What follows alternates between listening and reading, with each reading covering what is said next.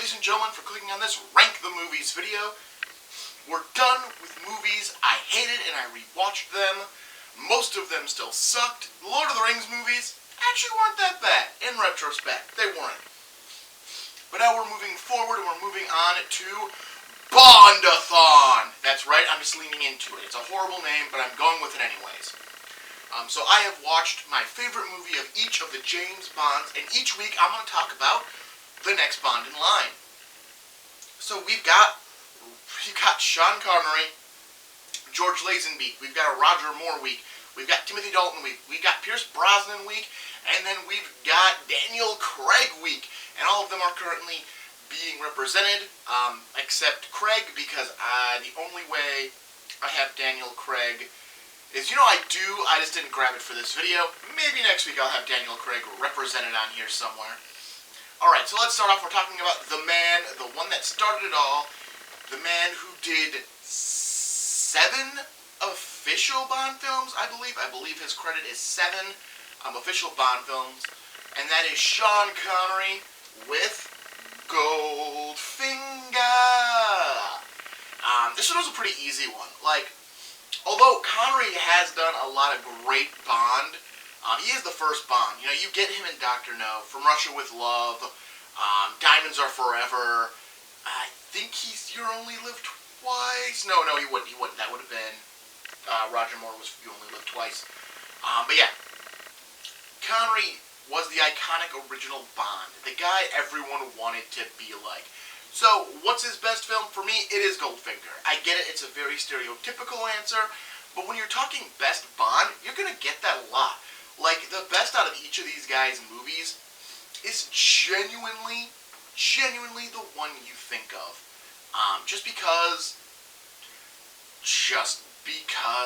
it is the one that's the best made, it's got the best plot, it's Bond at his best with the gadgets. I mean, this one you've got that Aston Martin car, which is great. And I find it really funny that it's such a famous car that is shown in multiple Bond films after this, especially the Daniel Craig Bonds. They're all for making that connection to Connery.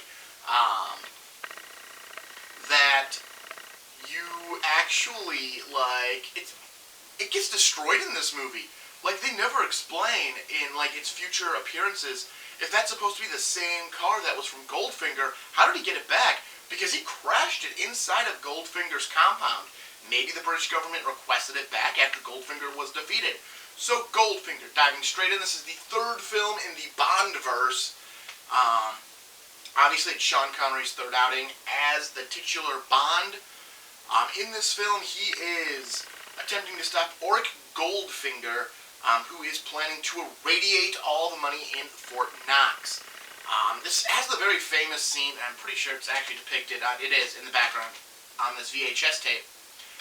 Bond meets a girl who is helping Auric Goldfinger cheat at cards. I believe they're playing Gin Rummy. I'm not 100% sure what card game it is, but he is definitely, she is definitely helping him cheat. Bond ends up telling Goldfinger he's going to lose $10,000, or Bond is going to notify the police. Goldfinger doesn't like it. Bond takes the girl back to his place for the best meal in town for dinner, and sleeps with her. He then gets knocked out by Oddjob and wakes up, and she's been covered in gold and has suffocated to death because of it. It's a very famous scene, and it leads up to another character in this movie who is almost very unnecessary. I find it really weird, that they kept this. I'm sure it was part of the book, that that character's sister ends up showing up and trying to kill Goldfinger, but she doesn't, and then she dies. Legitimately. They keep setting up love interest, she's the first love interest set up in this movie, and she dies. And that happens a lot in Bond films, especially if I'm just rewatching the ones I've watched for these reviews. That happens a lot. They like doing the set-up love interest. Bam! Dead love interest. Because, it happens. Technically, his initial love interest has died in the 3 movies I have watched. And I know, as far as Brosnan goes, it at least happens in Tomorrow Never Dies. It at least happens there. It might happen in some of the other films. I know World Is Not Enough, she ends up being the villain.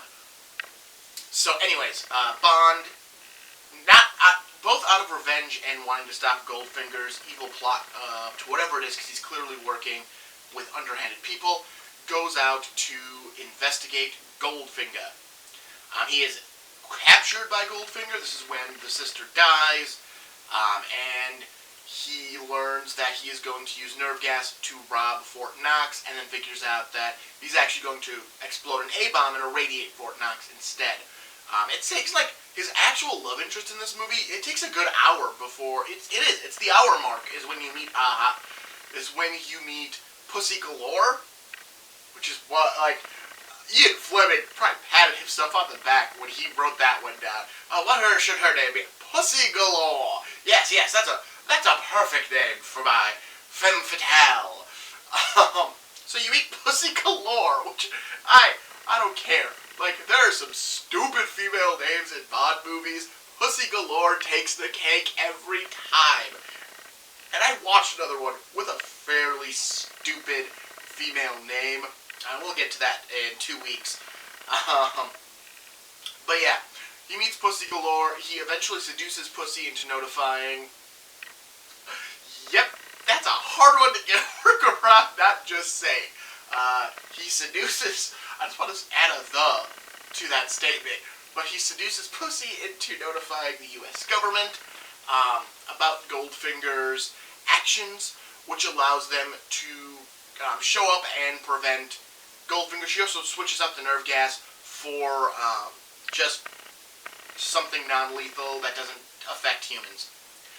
In the end, Bond defeats Goldfinger, and everyone is happy, and this one doesn't have, like, one of those, like, Bond's with the girl out there somewhere else kind of endings. It just kind of ends with Bond, and, oh, wait, no, it does. Him and Pussy are on an island, because Goldfinger shows up on the plane that Bond is being flown to Washington to meet the president for, and he ends up, Goldfinger's there, and explosive decompression happens, and Bond and Pussy have to parachute to an island, and he ends up, like, pulling the parachute over them so they can be together without a rescue coming to interrupt their good time. Overall, I like Goldfinger. It's a decent Bond film. It's got all the beats. It's actually one of the short. I looked this up because I was really curious. It is the third shortest Bond film ever made. Daniel Craig has the dubious honor of having the longest Bond film ever made with either Spectre or Skyfall, and the shortest with Quantum of Solace.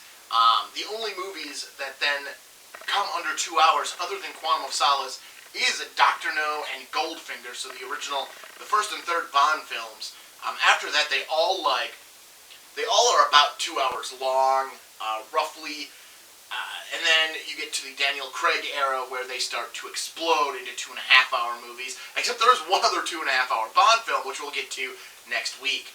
But yeah, overall, I like Goldfinger. I think Sean Connery is a great Bond. I figure at the end of all this, after I do the Daniel Craig movie, I'll probably rank my Bonds then. But obviously, right now, Sean Connery is my favorite James Bond, only because he's the only one I've talked about. So good for you, James. Good for you, Sean. Good for you. Alright, now don't forget to hit like if you like this video. Comment if you've got something to say about Goldfinger or Sean Connery as James Bond in general. Subscribe if you want to make sure you see all of Bondathon. I hate that name, but I'm leaning into it. If you want to see all of Bondathon, hit that subscribe button. Otherwise, I will see you next week as we move on to George Lazenbeek as James Bond and the movie On Her Majesty's Secret Service. Alright, I will see you next week. Have a good one.